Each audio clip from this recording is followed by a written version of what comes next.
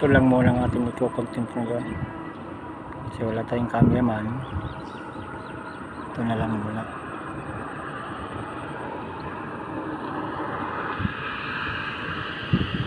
Bulok na kasi yung cellphone natin kaya hindi tayo makakakuha ng maayos na video.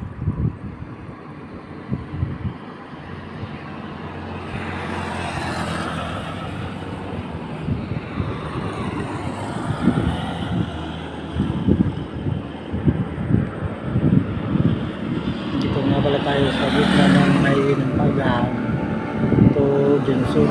Dito lang dito muna kami ng video.